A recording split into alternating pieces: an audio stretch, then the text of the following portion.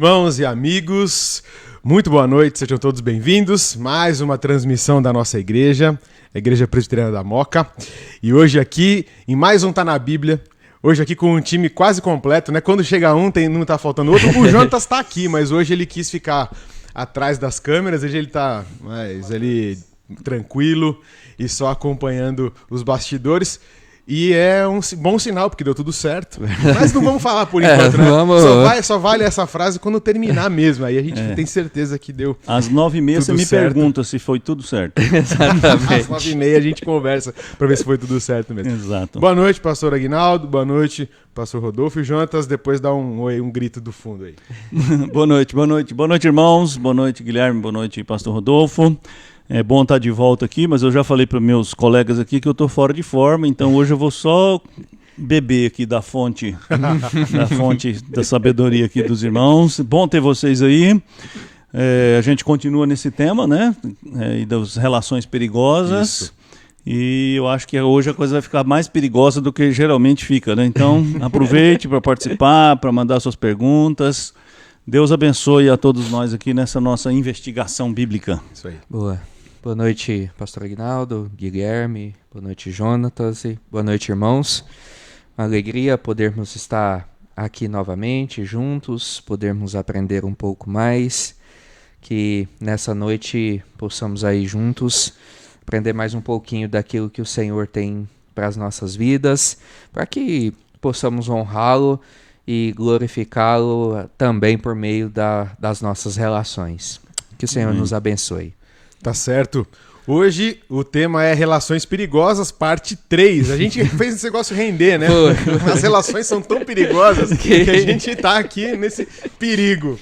E hoje o assunto talvez seja do mais quente de todos aí, né? A gente tava dando uma olhada aqui no nosso esboço e eu já dei um prenúncio disso na semana passada, né? Falei que faltou um tema porque não valia a pena passar correndo, que é o tema da sexualidade, o sexo no casamento, o sexo fora do casamento, enfim, e outros desdobramentos que a gente vai discutir aqui à luz da palavra do Senhor, obviamente, porque o nossa reunião se chama Tá na Bíblia, aqui nossa transmissão tem esse nome e a gente não quer discutir nada fora dela. Exato. Por isso que a gente quer trazer esse tema em cima das perguntas que os irmãos já deixaram lá naquele questionário, naquele primeiro, e a gente começou a coletar algumas de agora também, Exato. Né? Já tem algumas, acho que uma ou duas perguntas que são do novo formulário que vocês receberam. Mas antes da gente entrar nesse tema aqui, no assunto de hoje, eu quero pedir que você agora, se puder, dê um like, compartilhe essa transmissão aí no seu perfil, vai ajudar bastante para que outras pessoas entrem e participem conosco desse estudo, dessa conversa. Lembrando também que você pode deixar sua pergunta e o seu comentário, só pedimos o grande favor de identificar para facilitar aqui, e agora a gente está com esse novo recurso que a gente pode colocar na tela a sua pergunta, então ajuda muito se você identificar ela com aquela bolinha vermelha. Certo? E aí, hoje Sim. Então é quente. A gente tava falando aqui, talvez a gente tenha que colocar alguma censura aí, né? Brincadeira, irmão. Brincadeira. O tema da sexualidade é sempre complexo, né? Porque a gente tem tantos preconceitos, né? E aí no sentido mais explícito da palavra, né? Preconceito sobre esse tema, e a gente ouve tanto falar de tabu, parece que é um tema proibido, parece que a Bíblia não trata desse tema, mas eu espero que hoje a gente veja que esse é um equívoco, né? Muito grande, e a Bíblia Sagrada nos instrui muito sobre esse tema, e a gente pode abordá-lo com toda tranquilidade, sabendo que o Senhor que nos criou também estabeleceu para a nossa vida parâmetros muito claros, né? Para essa área também da nossa vida.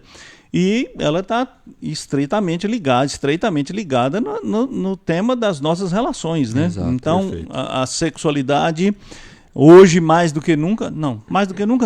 Hoje, como sempre, tem trazido muitas controvérsias, muitas discussões, e nada melhor do que a gente voltar os olhos para a Escritura Sagrada para perguntar para a Bíblia o que ela tem a dizer sobre esse assunto, já que nós pretendemos ter uma vida cristã, e vida cristã significa literalmente viver de acordo com a Escritura Sagrada, que é o livro que Deus nos deu para dirigir a nossa vida, né? Verdade. Inclusive, a nossa intenção, né, de trazer esse tema hoje, não tendo tratado de forma rápida na terça-feira passada, é por justamente a gente ver a importância, né, dessa realidade nas nossas vidas. Inclusive hoje eu estava à tarde pensando um pouco a respeito do tema, né, e pensando que parece que hoje a ideia que se tem é que estávamos completamente nas trevas quanto ao assunto da sexualidade, do sexo. E quando a gente fala em completas trevas, eles vão dizer que a culpa é da igreja, Sim. que não falava ou que ensinava de uma forma completamente equivocada e que hoje encontra-se na luz a respeito do assunto. Mas quando nós vamos analisar o que as pessoas pensam a respeito da sexualidade, do próprio sexo, a gente vai ver que não só está distante do que a Escritura ensina, como também um caminho muito perigoso que as pessoas têm trilhado. Então, nada melhor do que a gente conversar um pouco a respeito disso, para trazer de fato luz, mas a luz que vem da palavra do Senhor. E para mim, na minha opinião, é justamente isso. Eu acho que, para mim, é um dos temas que a igreja, talvez como instituição, ou até como parte da própria, não sei se liderança da igreja, isso eu estou pensando aqui no contexto do Brasil, meio que, de certa maneira, se omitiu, né? Ou é daquilo que a gente fala, né? Se ninguém fala, alguém fala. E se a igreja não fala sobre o assunto, se não trata disso com suas crianças e seus jovens, alguém vai falar, alguém vai tratar. E aí, e muito provavelmente, como o pastor Rodolfo disse, traz uma falsa luz, traz um esclarecimento longe do que a Escritura diz. E a gente vai falar de um assunto que faz parte da natureza humana, e que é uma bênção criada por Deus. Exato. É algo que Deus nos deu como uma graça, só que por causa, obviamente, do pecado, também é distorcido e deturpado como todas as outras relações e todas as outras esferas da nossa vida. Então, eu acredito que a gente precisa falar desse assunto e tratar isso de uma maneira natural e não banalizar, como tem sido feito, mas com uma maneira natural, uma naturalidade que é encontrada na palavra do Senhor. Então, acho que essa é uma proposta de hoje aqui para nós, né? Com certeza. E assim, isso é tão evidente, Gui e irmãos, que há na Escritura Sagrada textos que falam da sexualidade de uma maneira bonita e de uma maneira que não deixa nenhuma dúvida que esse aspecto dos nossos relacionamentos faz parte do plano original de Deus e seria uma grande bênção para a nossa vida se não tivesse acontecido exatamente o que você falou, sofrido as consequências do pecado, da queda. Mas ao mesmo tempo em que o pecado trouxe grandes prejuízos para esse aspecto da vida, a Escritura Sagrada, a palavra de Deus, nos chama para resgatar. Né? Então, assim como a fé cristã resgata, ou tem a missão de resgatar a cultura, resgatar os relacionamentos de uma perspectiva bíblica, também tem a tarefa e tem o privilégio de resgatar também a sexualidade dentro de uma perspectiva bíblica, porque ela faz parte desse plano original de Deus. Então, seria muito estranho, se essa não fosse a perspectiva bíblica, encontrar, por exemplo, no meio da Bíblia, o livro de Cantares, né? Que é um poema sobre o amor, e é sobre o amor entre um homem e uma mulher. Então, realmente a gente precisa falar desse assunto com clareza, sem alarde, sem como você falou... perdi a palavra aqui que você falou, com naturalidade e sem banalidade. Isso é chique, né? De maneira natural, mas sem banalizar, né? Então é isso aí. É isso aí. O pessoal, parece que tem gente mais interessada no bolo do que no tema. A gente entende que comida também é um tema que instiga, né? O ser humano gosta muito. É algo que faz parte também da nossa natureza. A gente passa do ponto também. É outro tema, né? Outro tema. Da outra transmissão. Relação perigosa com a comida, né? Com a comida. Mas é isso aí. Bom, vamos em frente aqui. Nossa primeira questão, para a gente começar a introduzir esse tema, acho que é começar das bases. O que a Bíblia nos diz, né, sobre a sexualidade, né? Tanto os aspectos, talvez, aí relacionados aos gêneros, né? E ao sexo propriamente dito, né? A relação entre homem e mulher. Como é que a gente pode começar isso? E aí eu aproveito aqui também para a gente, nesse momento, já fazer uma oração antes de ler o primeiro texto, enfim. Vamos lá. Quem vai orar? Eu. Por favor. Eu oro. Então vamos orar. Senhor nosso Deus e Pai, eu te agradeço por mais essa oportunidade de estarmos aqui juntos para falar de assuntos que dizem respeito à nossa vida, à luz da palavra do Senhor. Quero te agradecer pela liberdade que nós temos de falar desses assuntos. Quero te agradecer pela presença dos irmãos que estão aqui nos acompanhando, remotamente, mas unidos em torno do mesmo propósito, que é ouvir, estudar e refletir sobre o que a sua palavra tem a nos dizer sobre os nossos relacionamentos e hoje de maneira especial, de maneira particular, sobre a nossa sexualidade. Eu peço que o Senhor nos dê a graça, acima de tudo, de sermos fiéis e de andarmos de acordo com sua palavra em todas as áreas da nossa vida, incluindo essa área tão sensível e que tem sido tão deturpada nos nossos dias. Dá-nos a luz do Teu Espírito Santo e nos conduz à verdade. Eu te peço em nome de Jesus. Amém. Amém. Amém.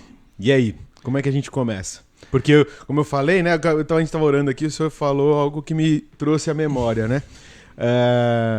Por muito tempo, eu acredito que, e eu posso estar errado, vocês podem me corrigir, a própria Igreja Católica Apostólica Romana sempre deixou o sexo com um propósito definido, que era a procriação. Uhum. E eu acho que isso foi um dos pontos que para mim pode ser um dos problemas aí onde a igreja perdeu o seu papel na fala sobre o tema. Eu não sei se isso é realidade, mas como é que a gente pode também tratar nesse ponto aí? Então, né, eu acredito que a gente precisa realmente começar esse tema do princípio, né? Uhum. E quando a gente fala do princípio, a gente precisa de novo voltar lá no livro de Gênesis, né? Gênesis 1, Gênesis 2, Gênesis 3. E a gente percebe que essa narrativa da criação é fundamental. E aí a gente precisa analisar a perspectiva da sexualidade de uma maneira mais profunda, como você falou. Muitas vezes esse assunto é banalizado e é reduzido a apenas um aspecto físico, né? Mas a sexualidade ela está intrinsecamente ligada com a nossa identidade e ela está completamente relacionada também com a nossa espiritualidade, também com a nossa teologia, né? E quando a gente chega em Gênesis 1, a gente já tem uma clara percepção de que Deus criou-nos seres sexuados e criou-nos diferentes, né? Criou macho e criou fêmea. Sim. E essa diferença, ela tem um propósito, né? Que é o propósito original da criação, que é a complementaridade, né? Então o homem e a mulher se complementam e se complementam na função ou em uma das funções que Deus estabeleceu, das funções que a gente chama criacionais, que é encher a terra, multiplicar-se, sujeitar a terra, dominar a terra. Isso só é possível quando dois seres sexuados se relacionam e produzem filhos, né? E é curioso, isso é tão importante a gente perceber isso, porque logo depois vem a queda, né? Em Gênesis 3 vem a queda, e quando vem a queda, acontece um fenômeno muito importante. Primeiro, o homem passa a ter uma visão distorcida de Deus. Se antes da queda Deus era um companheiro com quem ele dividia a vida e com quem ele repartia a sua existência e ele recebia incumbências e ele tinha essa relação íntima, né? A Bíblia diz que Deus na viração do dia vinha conversar com o homem. Certo. Mas depois da queda o homem muda a sua perspectiva sobre Deus e ele passa a ver Deus como uma ameaça. Tanto é que o texto diz que depois da queda o homem se escondeu. Exato. Né? Ou seja, o pecado afetou a teologia. A teologia no sentido de a maneira como eu enxergo a Deus. A partir do momento em que o pecado afetou a teologia, o pecado também afetou a espiritualidade. Exato. Olha que coisa interessante. Antes o homem conversava com Deus. Agora o homem se esconde de Deus porque ele tem uma visão distorcida de Deus. E veio a terceira consequência, que foi a distorção na sexualidade. Porque aquela que antes foi dada para o homem como uma parceira que o complementaria, agora se tornou um obstáculo. Tanto é que o homem culpa a mulher por causa da queda. Né? O homem responsabiliza a mulher por causa da queda, e é uma atitude muito, muito cruel do homem, né? Porque, na verdade, a queda se deu porque o homem, Adão, e aí homem eu estou falando o macho, né? Certo. O Adão não cumpriu a sua missão de cabeça, se deixou seduzir por Eva, que também não cumpriu a sua missão de auxiliadora, porque ela, como auxiliadora, ao receber a proposta da serpente, tinha que ter ido consultar, né, o seu cabeça e não tomar para si a decisão. Mas a partir daquele momento, a relação íntima foi também deteriorada. Né? O pecado trouxe essa perversidade, essa perversão. Então, a sexualidade que foi planejada originalmente como parte da nossa natureza e essa relação de completude entre o homem e a mulher começa a entrar em decadência, e depois a decadência só aumenta, e você vai na Bíblia, aí você vai encontrar poligamia, você vai encontrar todas as perversões que o pecado trouxe, estupro, violência, incesto, tudo isso, né, que vai causando uma deterioração, e depois homossexualismo e tudo mais que veio como consequência dessa deterioração. Então, a sexualidade, ela define a nossa identidade. Né? Ou você nasce macho ou você nasce fêmea. Né? Não existe uma terceira via, como se quer pretender hoje. A nossa identidade sexual, ela é um dado biológico. Sim. Embora a gente viva numa época que quer reduzir a sexualidade a uma construção social, né? Você já deve ter ouvido muito isso aí, né? Que as pessoas nascem neutras e a sua sexualidade ou a sua identidade é uma construção social. Então, mas na Bíblia não resta nenhuma dúvida. A perspectiva bíblica é que Deus criou macho e fêmea. Né? E Deus criou macho e fêmea para uma relação de complementaridade. Mas a gente vai falar mais sobre isso lá na frente. Vou deixar o pastor Rodolfo falar, que ele está coçando ali para falar. Não, e esse ponto que o senhor tocou, principalmente da complementaridade, é muito importante, né, para os nossos dias, e entra dentro dessa questão da sexualidade, que é a ideia de inferioridade de gêneros, né, que é muito falada hoje, tanto que por causa dessa suposta inferioridade entre gêneros, hoje tem essa revolução, principalmente hoje por parte do feminismo, tentando quebrar com isso, né? Só que essa em um certo momento, é uma revolução que ela não encontra fundamento, porque nenhum dos dois foi criado de forma inferior à outra. Foram criados com papéis diferentes, funções diferentes, para que ambos possam, então, se complementar.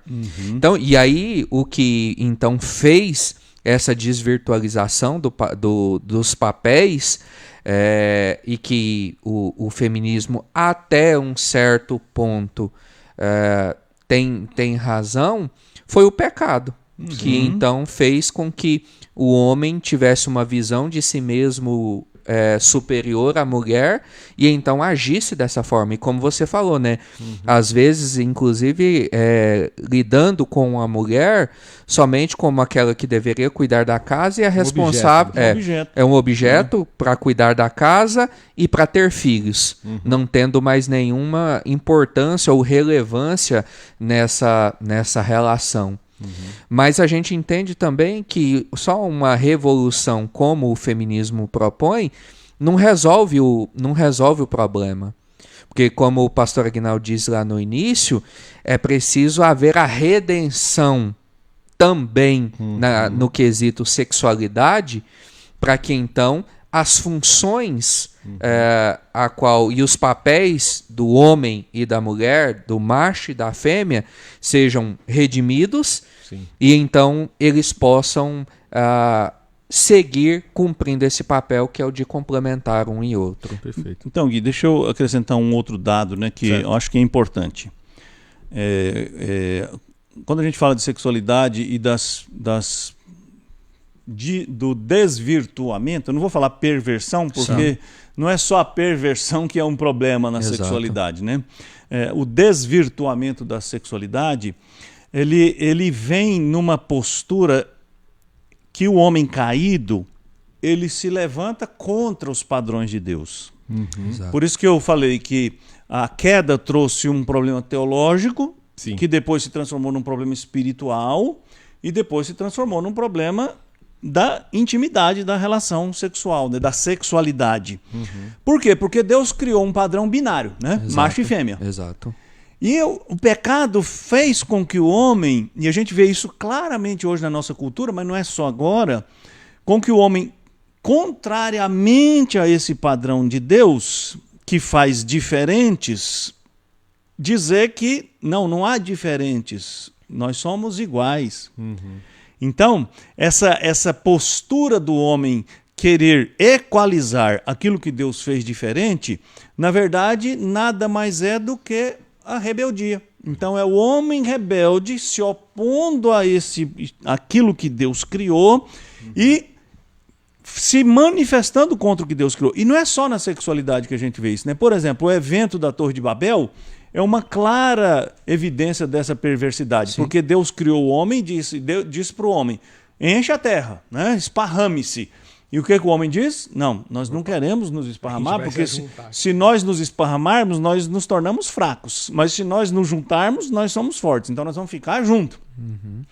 Ou seja, a rebelião. Então, o pecado sempre leva o homem a perverter esse padrão de Deus em todas as áreas, incluindo a sexualidade. Então, o que a gente vê, e já vi que já pipocou uma pergunta aqui sobre o homossexualismo, né? Pois é. Não tem jeito, né? E nós não vamos fugir da raia não, viu, gente? Sim.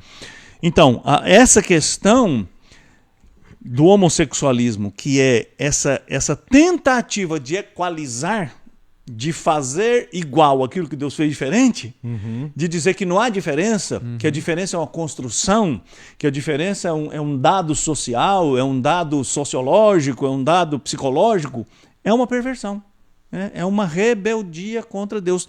E, de novo, eu estou falando demais, né? Eu falei que eu estava fora de forma, mas eu estou vendo que... Rapidinho, né? Opa, já voltou em forma... Né? Mas assim, vamos extrapolar isso aí um pouquinho para a gente entender, gente. Sim. Eu gosto sempre de... Eu quero que a gente entenda, né? Exato. Por que as pessoas pensam assim hoje, né?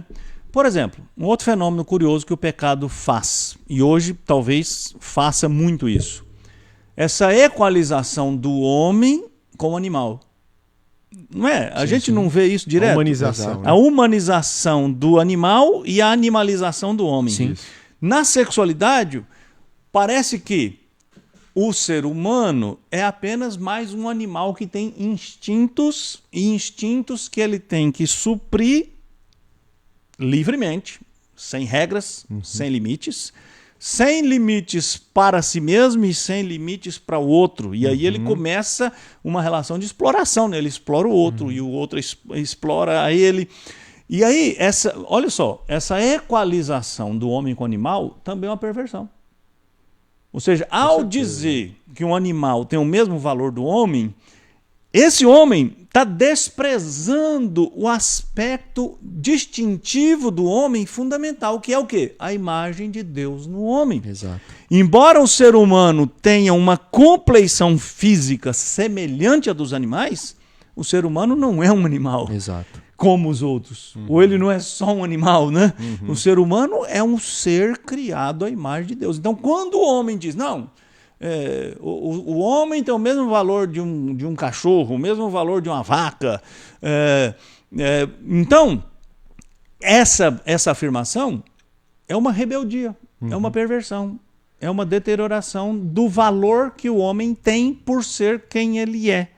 E o que parece ser uma coisa muito legítima, né? Porque é legítimo defender os animais, tratar os animais com dignidade, né? Respeitar os animais. Isso nós, como os gestores da criação, temos esse dever mesmo. Claro. Sim. Né? Mas equalizar é muito além de cuidar, de dominar, de sujeitar. Né? Então são pequenas distorções que a gente precisa perceber para a gente entender o que aconteceu com a sexualidade. E aí, pode falar, pastor. Isso mostra, né, o quão perigoso é quando nós tentamos afastar Deus, seja de qual área for da nossa vida, né? Porque ao longo da história a gente vê que é isso que o homem vem tentando fazer, né? Lá desde o iluminismo e de lá para cá, o homem tentando tirar Deus e a sua palavra e a sua orientação nas mais diversas áreas. E quando então chega aqui nessa área da sexualidade, os efeitos também são catastróficos, porque hoje nós vivemos essa chamada realidade plural de verdade relativa, e que também acabou afetando a área da sexualidade, onde cada um constrói a sua verdade, constrói o seu caminho, e isso levou a essas questões hoje, a devassidão, levou às práticas mais absurdas e bizarras da sexualidade.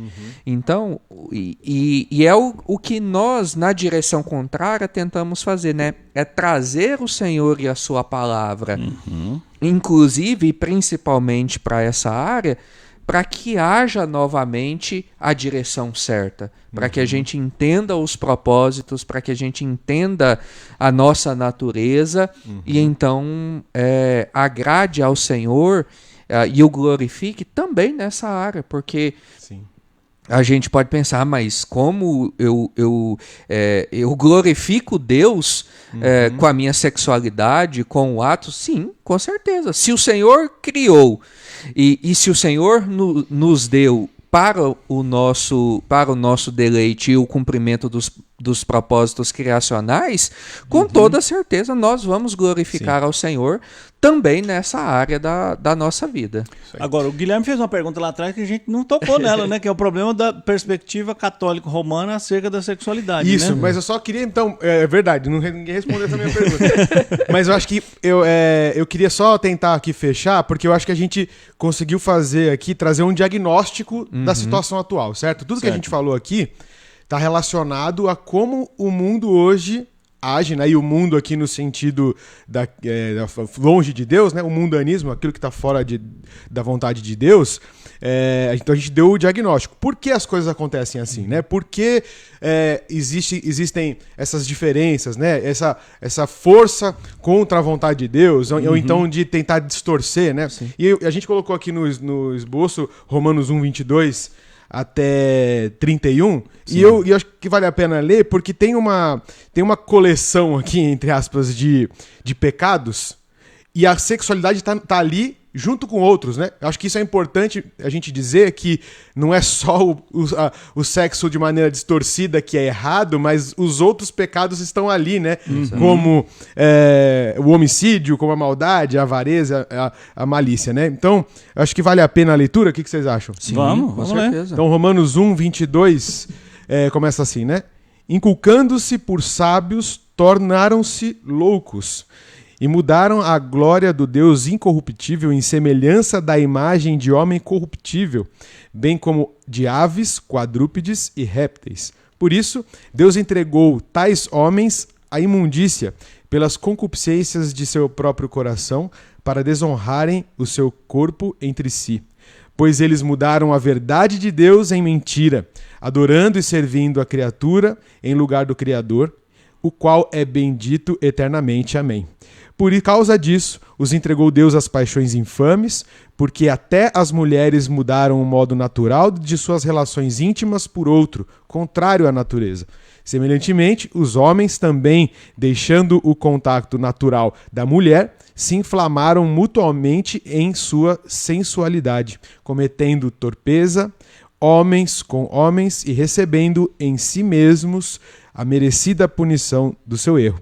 E por haverem desprezado o conhecimento de Deus, o próprio Deus os entregou a uma disposição mental reprovável para praticarem coisas inconvenientes, cheios de toda injustiça, malícia, avareza e maldade, possuídos de inveja, homicídio, contenda, dolo e malignidade, sendo difamadores, caluniadores, aborrecidos de Deus, insolentes, soberbos, presunçosos, inventores de males, desobedientes aos pais, insensatos, pérfidos, sem afeição natural e sem misericórdia.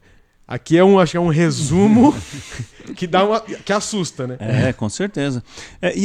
Esse texto é fundamental, né, para a gente falar de sexualidade e falar de um aspecto da sexualidade que é a homossexualidade. Mas acho que a gente vai deixar a homossexualidade mais para o final, frente, né? Acho que tem umas duas perguntas aí que a gente precisa responder. Sim. Mas eu queria só a título de introdução aqui dizer o seguinte: olha que como esse padrão que Paulo estabelece aqui é claro. Primeira coisa, os homens, por causa do seu pecado, distorceram a sua visão de Deus. Então, Paulo, o versículo 18 começa assim: a ira de Deus se revela do céu contra toda impiedade e injustiça dos homens que detêm a verdade pela injustiça, porque aí Paulo fala que Deus pode ser conhecido através das coisas que ele criou, mas os homens, inculcando-se por sábios, é muito curiosa a construção gramatical desse texto aqui no original, porque a ideia mais ou menos é assim, Paulo está dizendo, os homens ficaram falando que eles são sábios, até ficaram loucos, né? É que nem aquela história assim, quando uma pessoa é louca, a primeira coisa que você pergunta para ela, se ela é louca, ela fala o quê? Não, eu não sou louco, né? Eu não sou louco. A primeira coisa que o louco fala é que ele não é louco. Então, parece que Paulo está dizendo isso aqui, né? Que o homem, de tanto achar que ele era sábio, ele ficou louco.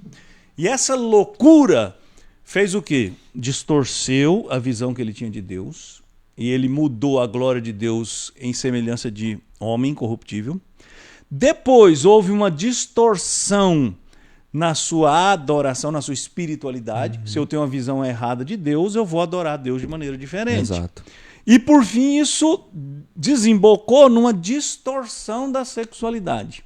E quando você olha o texto aqui, é muito curioso que Paulo ele faz uma coisa aqui de propósito, né? Na língua grega tem várias palavras para homem e mulher. No nosso português aqui, você lê o texto, a nossa tradução está homem. No verso 26 está mulheres e no verso 27, homens. Certo. Mas tem uma curiosidade aqui, exegética. No texto original, Paulo usou a palavra fêmea e macho. Então tá aqui, ó, se eu for ler literalmente, então, por causa disso os entregou às paixões infames, porque até as fêmeas mudaram o modo natural das suas relações íntimas e os machos também mudaram.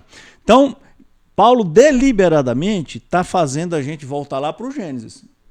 Então, lá em Gênesis, como é que Deus criou? Macho e fêmea. Criou macho e fêmea para quê? Para se juntarem, procriarem. O pecado distorce a visão de Deus, distorce a espiritualidade e distorce a sexualidade. Agora, as fêmeas, ao invés de buscar o contato dos machos, buscam o contato de outras fêmeas. E os machos, ao invés de buscar o contato das fêmeas, buscam o contato de outros machos.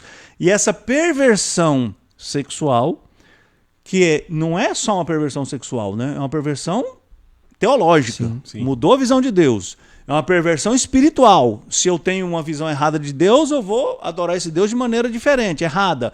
E aí eu entro num processo de decadência. E essa decadência aí termina no que você falou. Aí Paulo faz aquela lista de decadência, né?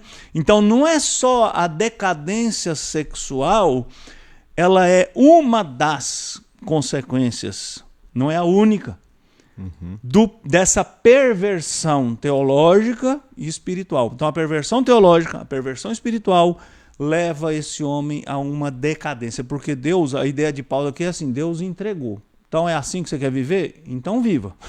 E assuma o preço dessa escolha que você fez. E pague o pato pela escolha que você fez. Então, esse texto, ele é extraordinário. E lá na frente eu quero voltar nele, viu, Guilherme? Então eu só quis dizer aqui, e falando desse texto, porque a gente achou o diagnóstico, a gente precisa chegar na solução aí, como é que a gente vence. Aí antes de eu falar isso, o presbítero Saulo já colocou. Então não tem, o mundo desse texto, lendo esse texto, o mundo não tem jeito, né? Boa, aqui, né? Isso aí. Mas a gente quer chegar lá. no remédio para isso e como é que a gente resgata a visão do tema de hoje, que é a sexualidade, para a vontade de Deus, né? Para as relações sexuais da maneira que agradam ao Senhor e a nossa sexualidade, que é algo dado pelo nosso Senhor. Como é que a gente segue, então? E aí, como é que responde a pergunta que eu fiz lá no começo? Então, infelizmente, uma parte da teologia cristã, lá atrás, cometeu esse erro de considerar o sexo como um grande problema da humanidade e colocar o sexo na lista daqueles pecados que deveriam ser evitados, né? E essa perspectiva, a gente precisa tentar entender isso historicamente, né? A gente tem que lembrar o seguinte, a gente pensa que hoje o nosso mundo é muito pervertido, e é mesmo, mas essa perversão não é de hoje. Sim. Quando o cristianismo chegou, né, quando os apóstolos começaram a pregar o evangelho, eles encontraram um mundo profundamente pervertido sexualmente. Por quê? Porque essa decadência espiritual, essa queda, como eu disse lá atrás, fez o homem equalizar aquilo que Deus separou. Então, o homossexualismo e as perversões sexuais eram muito comuns no primeiro século. Inclusive apoiadas e até mesmo consideradas como atitudes culticas, né? Exatamente. E uma sociedade hipócrita, né? Porque ao mesmo tempo em que o Império Romano considerava a homossexualidade crime, alguns historiadores dizem que 14 dos 15 imperadores romanos eram, no mínimo, bissexuais, né? E alguns deles homossexuais declarados. A questão cultica não era só homossexual e também heterossexual, né? Sim, também, as exato. sacerdotisas cultuais, as orgias, né? E tudo isso. Então o que tem? A igreja nasce nesse ambiente profundamente pervertido sexualmente. E o evangelho começa a resgatar essas pessoas. O evangelho começa a libertar essas pessoas daquele cativeiro, porque as pessoas começaram a entender que aquele padrão de pecado que fazia o homem usar a sua sexualidade de uma maneira animal precisava e passava pela redenção em Cristo. Então Cristo libertava as pessoas disso. Só que aí o que acontece? Então vamos pular para o extremo oposto, né? Se a gente vem de um mundo tão permissivo, então vamos pro outro extremo. Então vamos evitar tudo. Vamos optar pelo celibato. Vamos optar pela castidade. Então a virtude é a castidade. E o sexo se transformou num tabu. E é verdade, infelizmente isso é verdade. Mas isso é fruto da nossa visão limitada. E como eu falei lá atrás, é uma visão distorcida, porque a Bíblia tem lá um livro que de alguma forma fala de maneira poética e bonita da sexualidade. Livro de Cantares. Sim. Jeremias, o profeta Jeremias fala para você se deleitar nos seios da mulher da sua juventude. Né? Então essas coisas fazem parte da vida, mas a igreja distorceu e, de fato, durante muitos séculos, tratou a sexualidade como uma necessidade simplesmente para fins de procriação. O que é um erro, porque a sexualidade não foi dada só para esse fim. Ela foi dada para o fim também do prazer, do deleite, do desfrute, do convívio, da partilha, da divisão. Mas, enfim. Então, aí vem a reforma protestante e vem uma visão mais bíblica que resgata essa sexualidade e coloca ela de novo no lugar certo. Né? Isso, aí vamos fazer uma provocação. Aí não sei se o pastor Rodolfo vai me ajudar. Provocação é com o pastor Rodolfo. Então tá bom. Eu bati a mão aqui. Até aproveitando aqui, porque para emendar na próxima pergunta e começar a responder algumas perguntas que estão aqui no chat, por exemplo, do Alexandre e de outras pessoas que já deixaram aqui. De certa maneira, vindo por causa muito do catolicismo romano e pelo cenário que foram sendo encontrados assim nas sociedades, não é possível a gente falar que também hoje a igreja dita evangélica no Brasil ignora esse assunto de maneira de que seus jovens estão perdidos porque não ouvem, não têm orientação bíblica sobre esses assuntos dentro de casa, por seus pais, que evitam falar por medo ou por qualquer tipo de receio, na igreja também, aí eu não sei se são pelos mesmos motivos, e acabou encontrando disponível ainda mais hoje, com o acesso à informação tão rápido e tão fácil, aquilo que querem ou aquilo que a gente acabou de falar. Facilitadamente, um mundo que oferece aquilo que Paulo descreveu ali pra gente. Então, será que isso também não é um ponto, né? Obviamente que a gente percebe a igreja protestante, né, com a reforma, resgatando esse sentido teológico, mas será que na prática isso também não acabou ainda escondido ali ou velado, de certa maneira? Eu creio que sim, Gui. Eu acho que a gente tem que, de fato, fazer um meia-culpa nisso, né? A respeito da igreja hoje ainda ter, às vezes, uma certa dificuldade de tratar com esse tema. Às vezes ele é um tema que ele é mais trabalhado com casais, às vezes ali namorando, noivados, e principalmente aqueles que já se casaram e têm essa caminhada. Mas com os jovens, graças a Deus, isso hoje tem diminuído um pouco. Mas eu vejo que ainda há uma deficiência por parte das igrejas em tratar isso de forma mais aberta e mais direta com adolescentes, com os nossos jovens, e até mesmo com a igreja de uma forma geral, a respeito dessa questão da sexualidade. Eu falo que muitas vezes a gente prepara muito, principalmente os nossos jovens, às vezes para a nossa realidade intramuros. E às vezes não tanto para a realidade extramuros. E aí quando eles chegam e encontram dão de cara com essa realidade, não só sexual, mas de várias outras perspectivas, eles então entram em conflito. E aí, por não terem uma base muito, às vezes, sólida, começando de casa, porque eu vejo que isso também é uma responsabilidade dos pais também tratarem com seus filhos a respeito disso, então eles entram em choque com essa realidade e, por não ter, às vezes, ter uma base muito sólida, acabam cedendo para aquilo que o mundo oferece, para essas perspectivas que, aos olhos humanos, são, de certa forma, mais agradáveis e mais prazerosas do que aquilo que às vezes a Bíblia fala, o que é a verdade de Deus.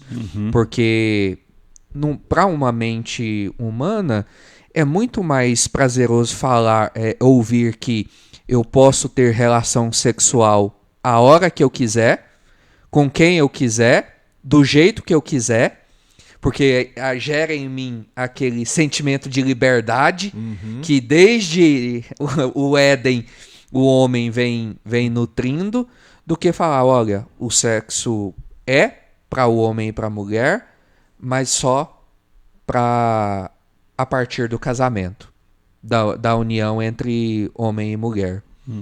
Então, essas questões acabam caindo como uma bomba em cima dos nossos jovens. Por isso, a necessidade, então, de um trabalho, de uma boa base, para que, então, eles consigam lidar com essas questões quando eles começam a ter contato com elas. Pois é. Então, Gui, eu vejo que existe mesmo essa perspectiva muito de tabu, né, de não tocar no assunto, mas eu quero dizer aqui para os pais falarem, porque se você não falar, outras pessoas falarão. Exato. Né? E outra coisa que é lamentável é isso aí que o pastor Rodolfo falou, essa animalização, né, essa equalização do homem como se fosse apenas um animal que não tem controle dos seus instintos, acaba levando as pessoas a esse comportamento permissivo, esse comportamento descontrolado, e a gente vê esse cenário que a gente está vivendo aí agora escancarado diante de nós. Então, nós precisamos retomar esse assunto e falar dele com mais clareza, com mais frequência, porque as pressões cada vez aumentam mais, a postura liberal, por causa dessa perspectiva equivocada sobre Deus e sobre quem é o homem acaba propiciando esse terreno fértil aí para tudo isso que a gente está vivendo. Muito bem. Seguinte, eu quero fazer uma vírgula aqui, só para a gente dar um respiro, comer um pedaço de bolo aqui, enquanto eu vou ler as perguntas do pessoal do chat aqui agora. E aí agora você segura na cadeira aí, vamos lá. A peruca vai voar. Olha só, o povo aqui tá um pouco animado e tá com algumas perguntas que a gente precisa responder. Tá. E eu acho que são perguntas pertinentes justamente porque... E aqui eu vou fazer um testemunho pessoal aqui. Muitas coisas sobre sexo e sexualidade eu só ouvi e compreendi de maneira plena em reencontros de casais. O que era um problema, porque se eu soubesse e tivesse entendido isso antes de casar, na adolescência, muitas coisas seriam mais fáceis, muitas crises teriam sido passadas com mais facilidade, e eu acredito que a gente deva aprender com esses erros do passado e ensinar os nossos jovens a sofrerem menos, a passar por menos problemas, né? Então, eu acho que isso é um dever nosso como igreja. E você como pai, você como alguém que tem algum jovem próximo de você, ou você mesmo que pode passar por alguma crise no momento, buscar orientação, buscar entendimento, e isso é o nosso objetivo aqui hoje. E as perguntas têm essa linha aqui. A pergunta do Alexandre eu vou deixar pra frente, porque a gente vai tentar voltar no assunto que é homossexualidade. Tem que correr, já vai dar 9 horas. Um pouco depois, Mas tem algumas perguntas que eu acho que tem a ver com a próxima pergunta e dá pra gente encaixar no nosso tempo aqui. Vamos lá. Que é o seguinte. Deixa eu pegar aqui. Um negócio que baixou sozinho aqui, eu perdi Vamos lá. São duas perguntas uma é do Marco, que é como os adolescentes devem ser orientados em relação aos desejos sexuais. E aí a gente vai agora falar justamente sobre algo que é natural. As pessoas têm desejo sexual, e é natural, que se não tiver, na verdade deve ser uma doença, né? Se a pessoa não tem, talvez seja um problema até de saúde, a pessoa não ter desejo sexual, porque é algo natural do ser humano. E aí, ligado a isso, a Viviane perguntou se o ato de se tocar é pecado. E aí, junto disso, é a pergunta principal aqui do nosso script. Vai tudo assim as perguntas de uma vez? É um pacote só, né? Porque assim, quando o sexo é pecado? Então, acho que dá pra tentar responder. Eu vou comer o bolo aqui enquanto o pastor Rodolfo responde. Fugiu? Então agora é minha vez, então vou comer o bolo. Olha, vamos lá.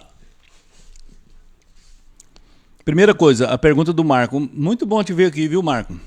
Deus te abençoe aí. Como orientar os adolescentes? Então, olha só, não só os adolescentes, né? Os jovens também, né?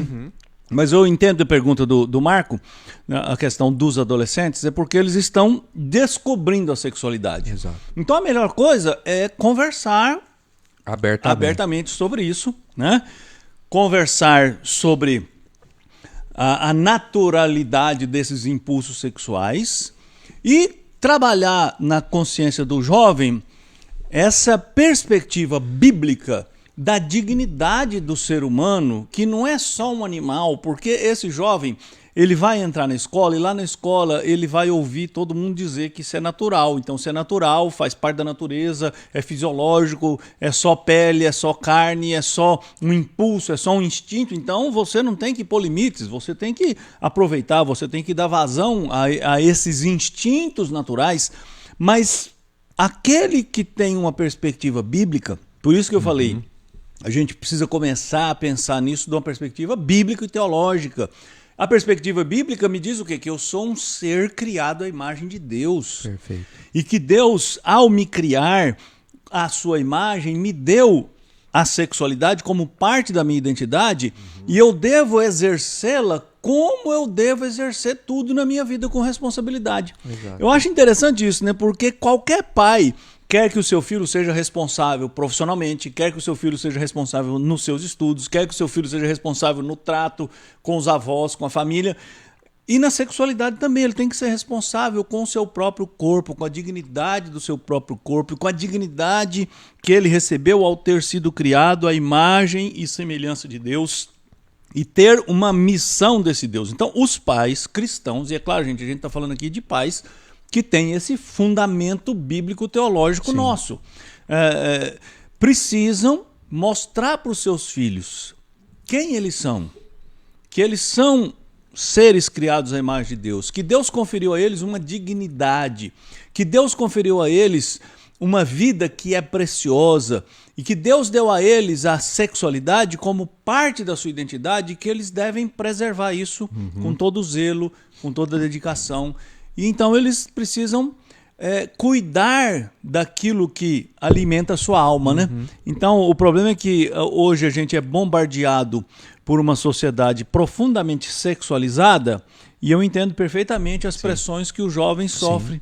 Porque a televisão, mesmo a TV aberta, as cenas de sexo explícito, né, estão aí diante dos olhos de todo mundo. E quando eu falo de sexo explícito, eu estou dizendo assim, que do ponto de vista psicológico e social, quando uma cena termina com um casal na cama, todo mundo já sabe o que vai isso acontecer. É uma cena de sexo explícito do ponto de vista técnico. Né?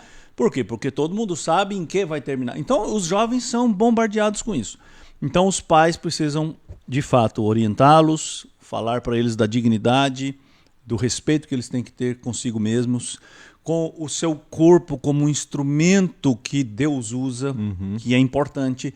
E isso é uma caminhada para a vida inteira. Exato. Né? Então eu creio que é assim que eu responderia ao Marco aqui e aos pais que estão ouvindo. E é sempre bom lembrar, eu tenho certeza que o Marco e os demais irmãos sabem disso, mas é sempre bom a gente lembrar, né, que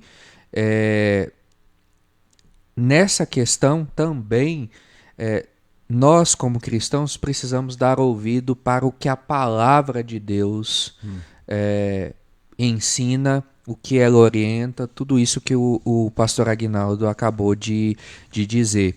Porque nós também, enquanto cristãos e que vivemos nesse mundo caído e imerso a tudo isso que a gente vê todos os dias, nós também podemos achar que nesse ponto, às vezes a Bíblia não diz nada, ou nesse ponto a nossa fé não interfere. Então aí eu começo a dar ouvidos ao que a sociologia diz, ao que a antropologia diz, ao que às vezes a psicologia diz, e não ao que de fato a Bíblia diz a respeito. E às vezes nós vemos os filhos naufragando na sua caminhada, às vezes o que está ali por trás é essa falta de correr para a Bíblia ao invés de correr para outras falas a respeito do assunto. Então, dentro aí desse tema, como é que a gente orienta, como que a gente pode encontrar na Bíblia a orientação sobre assim, se o ato de se tocar é pecado? A gente não lembro de um texto explícito sobre isso, mas acho que está ligado a essa pergunta, a pergunta da Viviane, em relação à pergunta do Marco, né? Porque também é algo que... os adolescentes e jovens também enfrentam diante dessa descoberta da sexualidade. Isso, exatamente, como uma parte até fisiológica, né? Mas aí como resgatar isso do ponto de vista de cosmovisão? Então, eu estou entendendo que esse se tocar aí é masturbação. Né? Então, por que a masturbação é uma coisa errada? Porque a masturbação dificilmente ela vai ser praticada sem fantasiar. Exato. E se a Escritura Sagrada disse que o desejo já é pecaminoso, né? Não foi isso que Jesus disse? Isso. Quem olha para uma mulher com intenção impura no coração já adulterou. Então, a fantasia, ela é pecaminosa antes dela ser consumada. Então, a masturbação, ela é errada por causa disso, porque ela vem sempre associada com uma mentalização ou com uma... Gente, eu acabei de falar a palavra aqui. Fantasia. Uma fantasia, né? Uma fantasia que é pecaminosa. E aí vem um problema.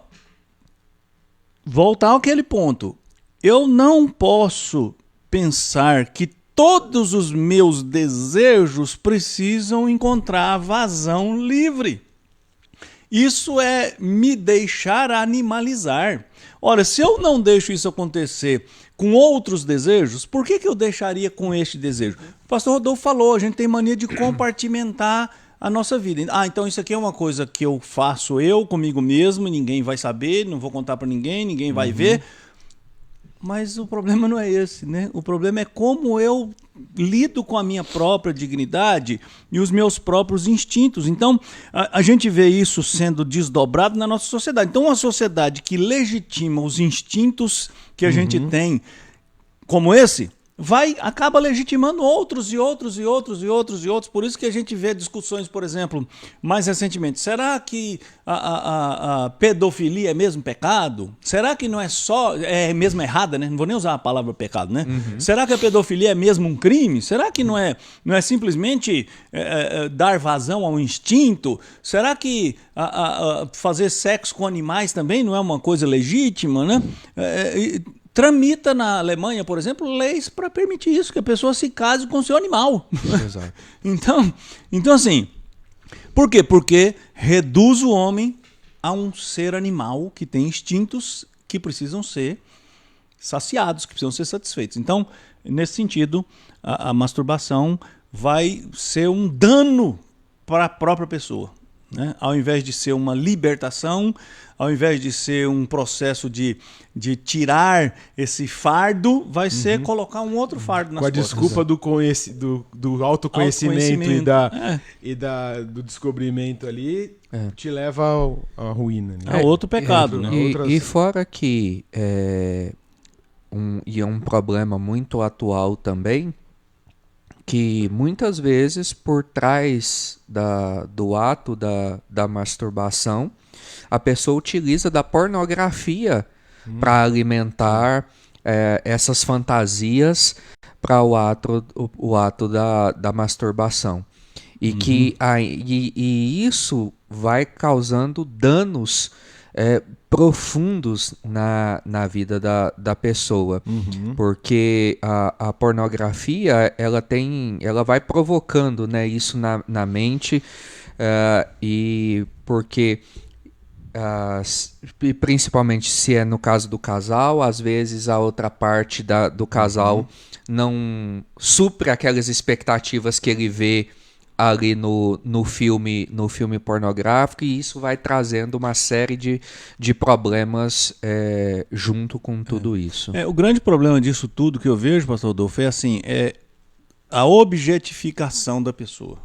Você transformar o outro num objeto de prazer. Isso é uma afronta. Nós estamos falando sobre Êxodo, né? Pois é. Então eu estou com o Êxodo na cabeça assim, fervilhando, né? Latente. Então, como é que eu amo o outro se eu faço do outro uma coisa? Uma coisa para satisfazer um instinto meu.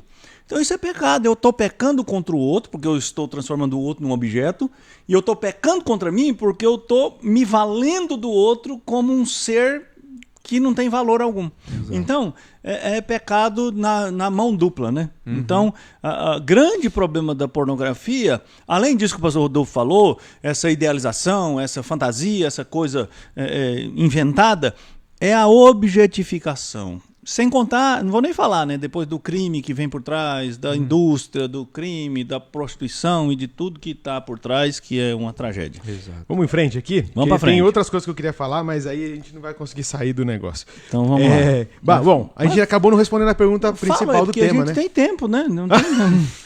A gente vai para a relação perigosa 4, né? Não, vamos seguir aqui. Não, na verdade eu só ia fazer um comentário. Eu vou fazer um comentário. Eu não me lembro exatamente a frase, eu queria tentar lembrar a frase exata, mas uma vez eu ouvi o pastor Hernandes Dias Lopes dizendo alguma coisa mais ou menos assim, né? Que a gente coloca Deus para servir a gente, o pecado, né? O homem no pecado, estando ali no fundo do poço do pecado, e às vezes nós mesmos fazemos isso porque nos afastamos de Deus, né? A gente se vale de Deus para ser o nosso serviçal, a gente ama nós mesmos, então a gente ama a gente mesmo, a gente coloca Deus como a nosso serviço e a gente usa as pessoas. Sim. Então a deturpação máxima de estar longe da vontade de Deus e nesse estado, como Paulo diz ali em Romanos no capítulo 1, é isso. É a gente amar nós mesmos, o ser humano se amar E aí tem todo esse contexto que a gente acabou de falar, eu acho que cabe dentro desse contexto também dos desejos sexuais. A gente coloca o que Deus criou e a nosso serviço, e a gente usa as pessoas e joga fora as pessoas. A gente usa as pessoas como itens descartáveis. A gente não se importa com as pessoas, a gente simplesmente as usa porque a gente se ama, né? Amamos a nós mesmos e não amamos ao outro. Nós nos tornamos deuses de nós mesmos. E aí isso que eu tô falando é o oposto do que o Evangelho nos traz, do que Jesus nos trouxe. O que nós não respondemos foi quando o sexo é pecado, né? É isso aí. Então, assim, dá pra ser rapidinho isso aí. Toda relação sexual fora das balizas do casamento é pecaminoso. Se você vai para o Antigo Testamento, o sexo entre duas pessoas desimpedidas, ele era resolvido com o casamento. Ou então com o pagamento de um dote. Né? E o sexo entre pessoas comprometidas fora do casamento era resolvido de uma maneira mais radical, né? Era pena de morte. Né? Então o adultério era tratado com pena de morte. No Novo Testamento, Paulo deixa claro que aqueles que estão solteiros, não tendo condições físicas e psicológicas de se manter em castidade, devem se casar. Exato. Então Paulo diz literalmente, é melhor casar do que viver abrasado, né? É melhor os pais casarem suas filhas do que deixarem suas filhas sem casar e acabarem enveredando pela promiscuidade, né? Tá. Então, o sexo fora do casamento sempre é pecado na Escritura Sagrada, e é assim que nós cremos, é assim que nós ensinamos. E eu costumo dizer que o sexo é pecado antes do casamento e não ter sexo é pecado depois do casamento. É só para ler o texto aqui, né? Olha que interessante, eu quero ler isso aqui porque isso aqui é importante, porque eu sei que muitos casais sofrem muito com isso, né? 1 Coríntios 7:3, está na Bíblia, mas a gente quase não lê a Bíblia hoje, então vamos ler. O homem deve dar à sua esposa tudo quanto é do direito dela como mulher casada, e a esposa deve fazer o mesmo com o seu marido. Paulo está falando aqui de sexo, o contexto aqui é sexualidade. Pois uma moça que se casa não tem mais todo o direito sobre o seu próprio corpo, porque o marido tem também seus direitos sobre ele. E do mesmo modo, o marido não tem mais todo o direito sobre o seu próprio corpo, pois ele pertence também à sua esposa. Portanto, não recusem tais direitos um ao outro. A única exceção a essa regra será o acordo entre marido e mulher para se absterem dos direitos do casamento por tempo limitado, a fim de que possam se dedicar mais completamente à oração. Depois disso, eles devem unir-se novamente para que Satanás não possa tentá-los por causa da sua falta de autocontrole. Olha que interessante, né? O sexo antes do casamento é pecado e a falta de sexo depois do casamento é pecado. No casamento, né? No casamento, né? Isso. Então, a vida conjugal é uma vida em que a presença da relação sexual é importante.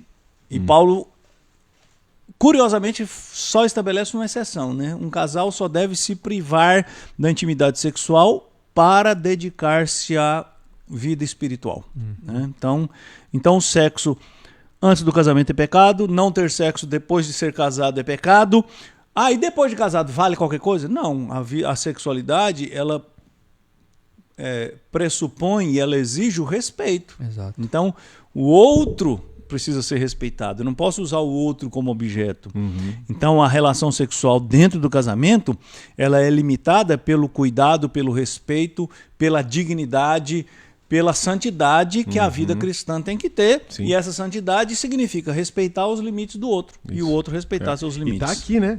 No versículo 4, né? Esse mútuo pertencimento, né? Exatamente. E é interessante, né? Porque Paulo, colocando aqui, também quebra essa falsa narrativa do mundo atual, né? De que diz, né, que um tá melhor que o outro, um é acima do outro, um é mais importante que o outro, e tá aqui, né? Tá na Bíblia. Exatamente. Versículo 4 do capítulo 7 de 1 Coríntios, que nem a mulher tem todo o direito sobre o corpo dela, porque o marido tem, e ao contrário também, nem o marido, que parte do corpo do marido é da mulher. Então, existe uma paridade, existe né? uma paridade. Paridade, exatamente. E porque esse ponto que o pastor Aguinaldo tocou, né, da dignidade, do respeito que deve haver dentro do casamento, é muito importante, porque a gente falou aqui das formas bizarras, das mais diversas, mas num contexto sem ser nessa realidade entre homem e mulher.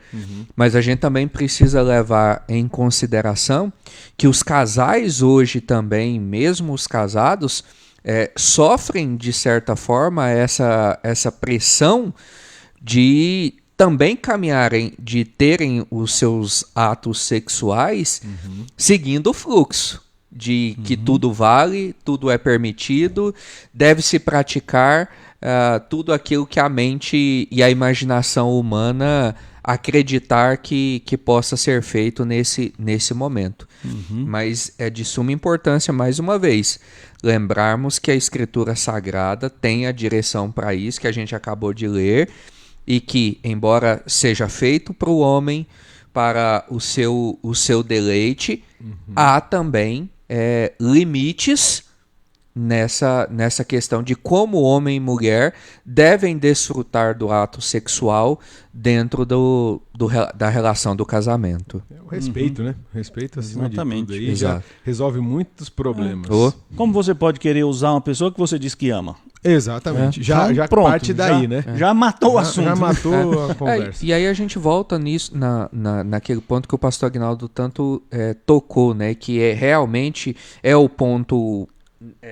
o calcanhar não calcanhar de Aquiles, né? O ponto fundamental mesmo, porque a partir da ideia que eu mesmo unido a uma mulher a enxergo como um objeto ou como um animal, então eu vou acreditar que então eu posso fazer de todas as formas, do jeito que eu acredito que seja o melhor para a relação sexual e que eu, na verdade, eu posso estar trazendo grandes danos para essa relação.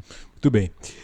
Eu acho que esse é um outro assunto que a gente podia ainda aprofundar mais, né? O porquê, as questões, acho que a gente já deu para entender, mas talvez ali até para destrinchar mais o porquê que o sexo fora do casamento é um pecado, né? Acho que ficou claro, até porque a gente começou lá de Gênesis, a gente falou bastante sobre isso, mas enfim, se tiver alguma dúvida, vocês podem depois perguntar fora aí do chat.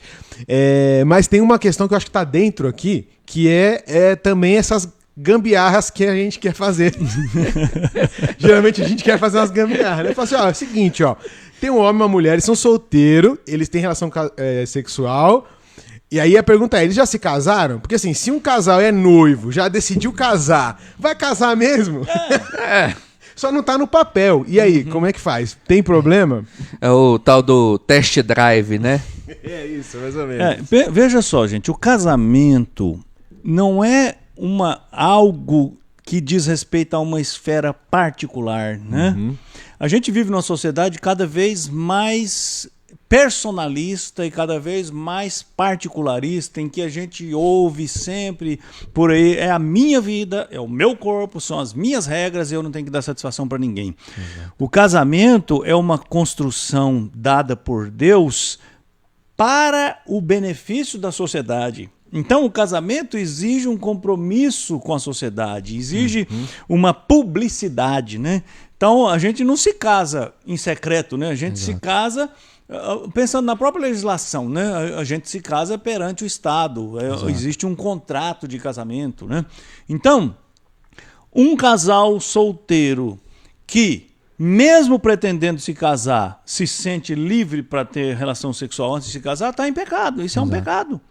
É preciso que haja continência, é preciso que haja preservação, é preciso que haja santidade. E então, casados, depois de casados, eles vão consumar esse casamento na sua relação sexual. Eu sei que cada dia isso está mais difícil, né? Porque as pessoas estão realmente extremamente personalistas, extremamente individualistas, extremamente dominadas pelos instintos, né? Exato. Porque são bombardeadas por essa perspectiva. Mas continua sendo errado, porque o casamento não é uma coisa particular. O casamento é algo que nos é dado para ser vivenciado no contexto da família, no contexto da sociedade. Então, esse casal comprometido precisa se casar. E aí eu vou dar um conselho para os jovens, né? Infelizmente, hoje, o casamento está tão cercado de aparatos que um casal de jovens que teria condição de casar hoje, não tem por quê. Primeiro tem que formar, primeiro tem que comprar apartamento, primeiro tem que comprar casa, primeiro tem que mobiliar a casa com a melhor mobília do universo. Tem que juntar o dinheiro para fazer a festa do dinheiro ano, para fazer né? a festa de arromba. E aí vai adiando esse casamento, e quanto mais adia esse casamento, mais oportunidade para um comportamento pecaminoso é dado. Então, Exato. voltar no ponto que eu já falei aqui outro dia. Simplifica as coisas, né? Faça as coisas mais simples, mais baratas, né? Não crie tanto aparato em torno desse casamento. Isso é sabedoria. É você saber seus limites e respeitá-los, né? Criou-se esse famoso mito da estabilidade, né? Para eu casar, eu preciso ter estabilidade. Mas vamos perguntar, qual de nós aqui, que já estamos casados há um tempo, a gente conseguiu essa tal estabilidade? Eu, pelo menos até hoje, ainda não... Ainda não. Porque você pode cair duro daqui a pouco, acabou a estabilidade. Exatamente. Acabou a brincadeira. Então são mitos que a sociedade vai criando, não sei se intencionalmente ou não intencional, mas que vão abrindo essas brechas, né, para que as pessoas então vão adiando a união, o casamento, e vão abrindo essas brechas para que acabem caindo em pecado. Pois é. Isso aí. Muito bem. E aqui, respondendo ao Ricardo Simeonato, né, ele perguntou: as igrejas protestantes não deveriam ter um papel mais profundo nesse assunto com seus membros, né? Uma vez que o sexo e a sexualidade é um dos assuntos que mais causam estragos? Eu acredito que sim. Né? Sim, com certeza. Acho que é um ponto nosso, e por isso que a gente se propôs aqui ter essa falar desse assunto, né? Que nem sempre tem oportunidade, né? Nem sempre tem um contexto, um contexto adequado para isso, né? Exato. E aqui é assim, eu acredito que a gente deve fazer isso, extrapolar daqui para as nossas casas, e as igrejas deveriam ter, sim, essa prática. E sabe, Gui, eu também fico na dúvida, assim, se esses assuntos são bem-vindos pela própria comunidade, né? Verdade. Às vezes eu, como pastor, me sinto até desconfortável, porque as pessoas parecem que não querem ouvir falar desses assuntos, né? Mas a gente precisa, o Ricardo está certo, e aí eu faço também o meia-culpa aqui como pastor, né, que a gente precisa trazer esses assuntos. Mas eu quero dizer para você, Ricardo, que a gente trata desse assunto com os jovens, a gente trata com os adolescentes, né? Mas a gente precisa tratar, inclusive, com os casais, porque isso também é um tema bastante controverso, né, e que causa muitos desconfortos, né, em todas as esferas da vida. Né? É isso aí. Eu estou preocupado aqui, o Jonatas, que é a nossa voz da consciência, está dizendo aqui que a gente puxar alguma pergunta dessa próxima aqui, talvez a gente não termine hoje, e é um assunto que a gente gostaria muito de trabalhar, que é justamente a questão do homossexualismo, que a gente começou falando, e eu acho que tem outros desdobramentos, porque, como a gente falou aqui, e a gente leu, é um pecado, e existem pessoas que a gente conhece, que a gente convive, que lutam contra esse pecado.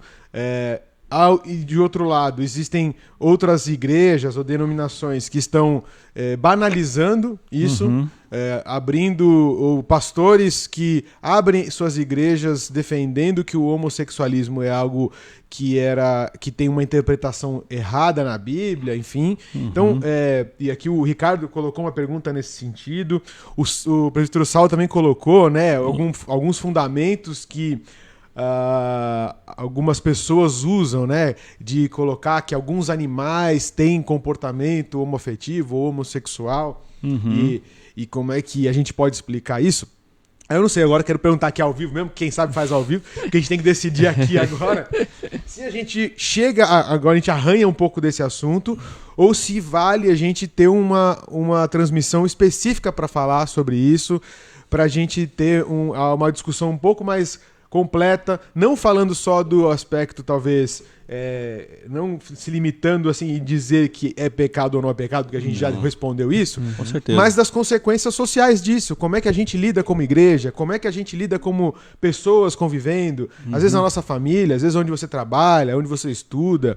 O que vocês acham? A minha opinião é que vale um estudo semana que vem só sobre esse assunto. Boa. Até para a gente aprofundar a questão, meus irmãos, porque às vezes a gente tem uma perspectiva muito simplista, né? E a gente só diz, é pecado. É verdade, é pecado, é fruto da queda, mas existem razões por trás do que está acontecendo na nossa sociedade hoje que a gente precisa detectar para a gente poder responder adequadamente. Então, eu acredito que é um tema espinhoso, é um tema difícil, é um tema cercado de preconceitos, mas é um tema fundamental, porque nós estamos lidando com essas questões na nossa família, nas nossas igrejas, como você colocou muito bem, igrejas inclusivas, né? Já tem até uma versão da Bíblia dedicada à perspectiva homoafetiva. Então, o que está acontecendo com a nossa sociedade para ter acontecido essa ressurreição desse comportamento? E aí uma coisa muito importante, Guilherme, que eu já deixo aqui para os irmãos irem pensando.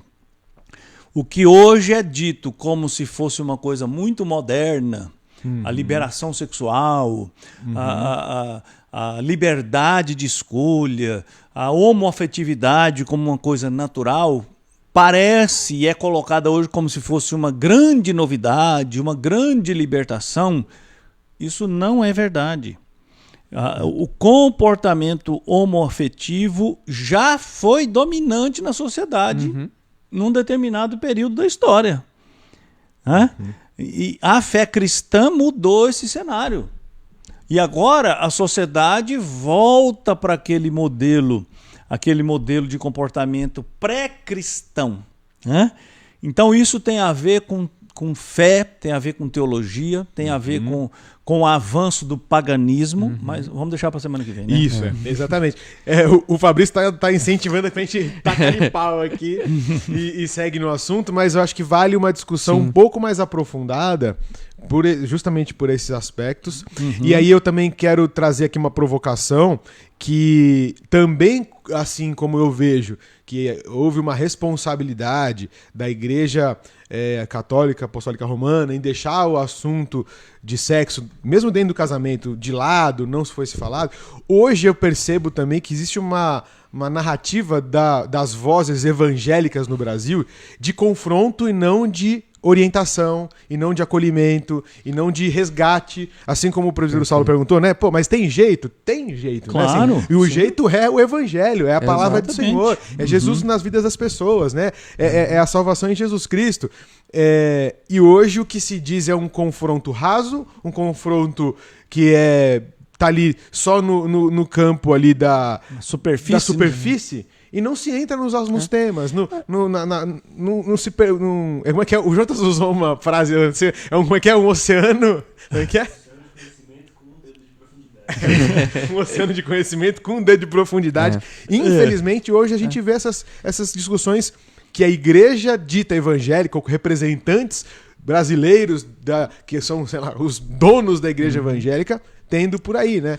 Aí você vê, né, o Guilherme, que às vezes, é lógico, a gente não pode generalizar, mas às vezes a bronca que os homossexuais têm com parte ou a igreja evangélica, em um certo sentido, às vezes eles até têm uma certa razão. Por causa disso que você falou, porque às vezes a gente trata de uma forma muito rasa, muito caricaturada, muito distorcida, sem levar em consideração também as dores, as lutas que eles enfrentam, e isso então gera uma visão completamente equivocada dessas pessoas. Então, por isso é de suma importância que a gente discuta e discuta bem, e com profundidade a respeito desse assunto tão importante. Eu não tenho nenhuma dúvida, né, que essa atitude beligerante, né, que às vezes a igreja evangélica tem com essa questão, como se fosse a única questão da hora, né, e não é. E como se esse fosse um pecado imperdoável, e também não é. E como se esse fosse um pecado incurável, e também não é. Exato. Faz com que haja essa resistência. Então, nós não podemos ser condescendentes com nenhum pecado. Então, também não podemos ser com esse. Perfeito. Mas nós temos que ser compassivos com os pecadores que, como o pastor Rodolfo disse, sofrem, né? Lutam. E muitos deles gostariam de encontrar uma perspectiva que fosse de esperança, né? Exato. Então, eu acho que vale a pena. Por quê? Porque a resposta para as angústias da alma humana, sejam elas de origem sexual, sejam elas de origem de qualquer esfera da vida, elas encontram eco, encontram resposta no Evangelho. Perfeito. Então o Evangelho vai responder, mas às vezes as pessoas não conseguem entender a resposta do Evangelho porque elas não entendem o problema. Exato. Então quando a gente, semana que vem, se Deus permitir, conseguir entender por que existe esse comportamento, quais são os seus fundamentos, e eu vou dizer aqui já adiantando, o problema é um problema teológico.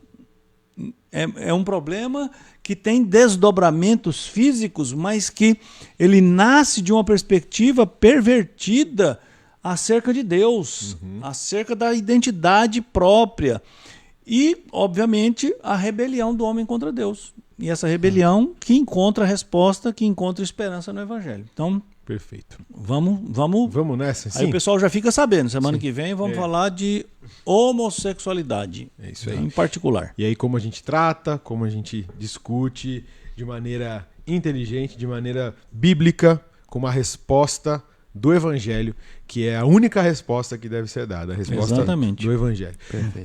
Eu tô no escuro aqui porque eu acho que a bateria desconectou. Então, se alguém mandar alguma coisa no chat, vocês me ajudem aí. Eu acho que Mas vale acho que a pena só então a gente responder a pergunta aqui do Roger, Tá. que ele diz assim: o diabo tem responsabilidade na depravação sexual ou este pecado é apenas a consequência do afastamento de Deus?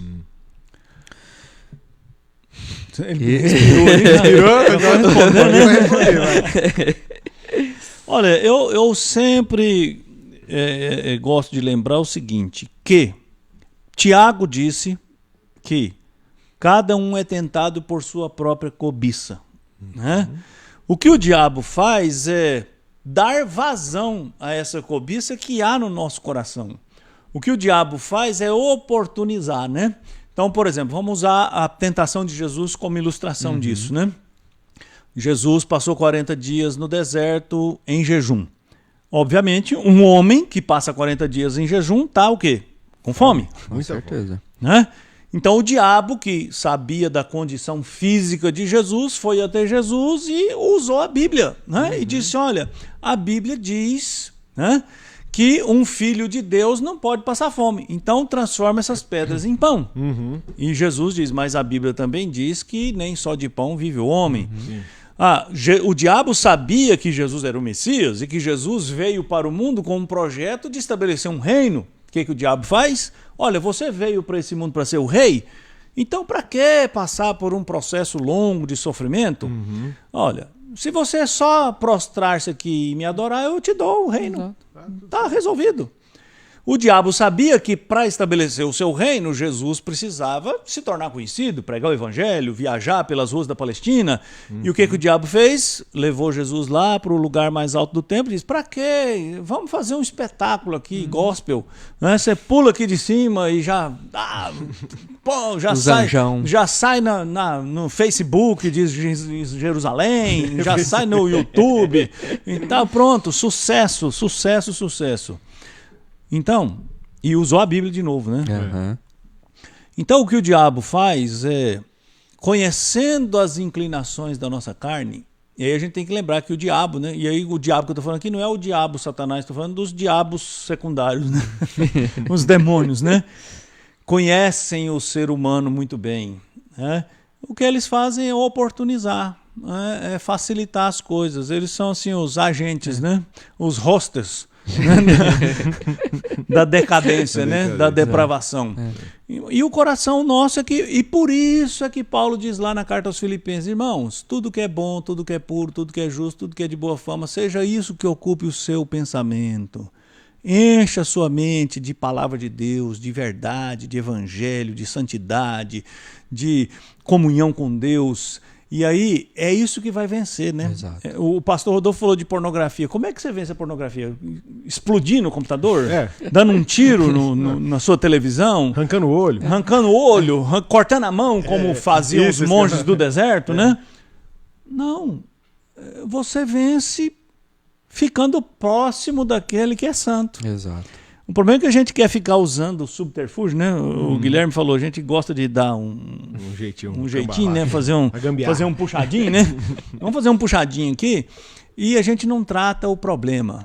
Então, quando o Tiago me diz que cada um é tentado pela sua própria cobiça, eu preciso parar de olhar para fora e preciso olhar para mim. O que eu estou cobiçando? O que eu estou desejando? O que o meu coração está me dizendo que eu preciso? E aí eu corro lá pro meu pai, falo, pai, olha, meu coração está falando umas coisas aqui que eu acho que não é certo. Exato. E aí eu me encho dessa comunhão com Deus. Eu acho que é por aí. Perfeito.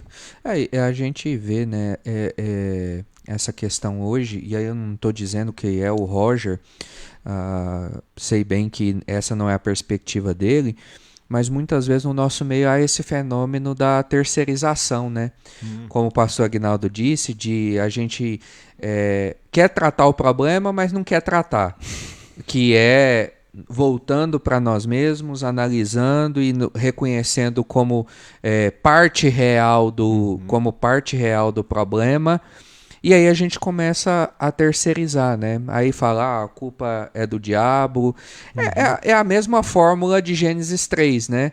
É a mulher que tu me deste, é a serpente, e assim sucessivamente. Então, o que o pastor Aguinaldo falou é essencial. É parar, nos autoanalisar, reconhecer que de fato nós mesmos somos a parte do problema e tomar a decisão de buscar no Senhor a ajuda para a mudança. Perfeito. Muito bem, eu acho que a gente conseguiu conversar bastante. Espero que a gente tenha conseguido responder as perguntas. As que a gente não respondeu, a gente já se comprometeu aqui para a próxima semana. O Benoni mesmo fez um comentário aqui sobre o homossexualismo. Benoni, segura aí, hein? Semana que vem você acompanha aí. Já mandou uma também. E só fazer um comentário aqui com o que o o pastor presbítero Saulo, né? Falou aqui que o que o diabo faz é distorcer a palavra de Deus. E é verdade. E é muito curioso isso, né, Saulo e irmãos? Por quê? Porque às vezes a gente fica pensando no diabo como aquele personagem de rabo e chifre, né? E na verdade o que ele faz é usar a Bíblia muito maquiavelicamente, né?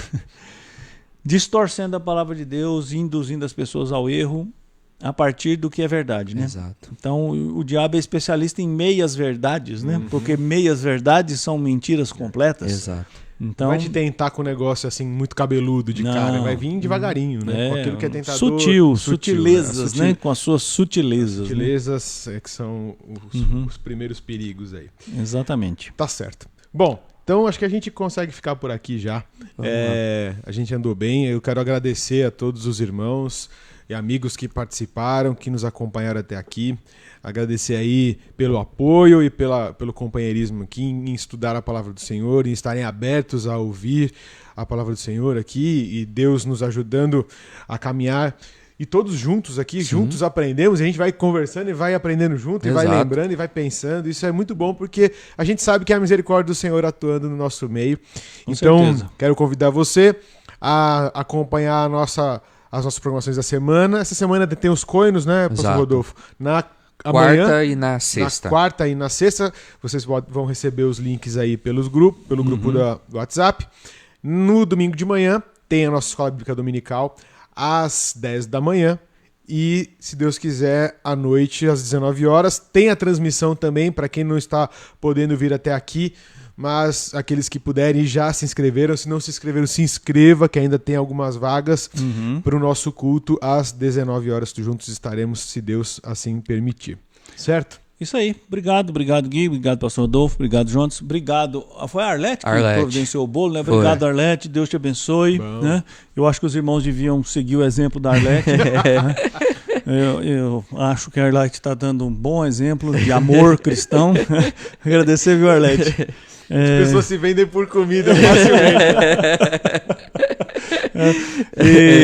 E fazer minhas aqui as palavras do Guilherme, né? É muito bom poder participar com vocês desse estudo e a gente aprende junto, né? E é muito bom que os irmãos participem, colaborem, opinem. Essa interação realmente é algo que enriquece bastante a nossa convivência aqui. Deus abençoe todos vocês. Meus irmãos, mais uma vez, muito obrigado mesmo pela participação de cada um de vocês, por nos acompanhar até aqui, por nos dar esse privilégio de, junto de com cada um de vocês, a gente poder aprender um pouquinho mais da palavra do Senhor. E essa é a nossa oração, que juntos a gente continue a cada dia crescendo na graça e no conhecimento do Senhor. Uma ótima noite, bom descanso, Deus abençoe a todos, Deus abençoe também vocês aqui, colegas de mesa e de transmissão. Tá certo. Vamos orar então para terminar? Vamos lá. Senhor, nós te agradecemos, ó Deus, por esse dia e pela oportunidade que o Senhor nos concede de, nesse momento, nos desfrutarmos da Tua palavra e da comunhão aqui com o Teu povo. Obrigado, Senhor, porque vemos a Tua boa mão no nosso meio nessa noite, assim como o Senhor tem sido conosco em todos esses dias e nossa vida. Te agradecemos, ó Deus, pelo povo que o Senhor ajuntou aqui nessa igreja e porque mesmo distantes podemos nos encontrar aqui, conversar, compartilhar das Tuas coisas. Nós somos gratos ao Senhor por isso e pedimos que o Senhor nos abençoe os nossos irmãos que estão em casa, os irmãos enfermos, os irmãos que não estão podendo vir até aqui para nos encontrarmos pessoalmente. Que o Senhor os abençoe e os toque com Sua mão poderosa, os confortando e os abençoando. Que o Senhor frutifique em nossos corações a Tua palavra, tudo que falamos hoje, que possamos realmente meditar na Tua palavra, olhar para dentro, olhar para nossas vidas, para o nosso coração e entender onde está o nosso erro, entender onde está a nossa cobiça, Senhor, para que sejamos transformados pelo Senhor, pela Tua palavra, pelo Evangelho que veio até nós, Pai. Fica com cada um de nós aqui, nos despeça, Senhor, em paz, que o Senhor continue assim a guardar o Teu povo e pedimos tudo isso e oramos em nome de Jesus. Amém. Amém. Deus abençoe. Até mais. Até mais, irmãos. Tchau. Abraço. Até mais.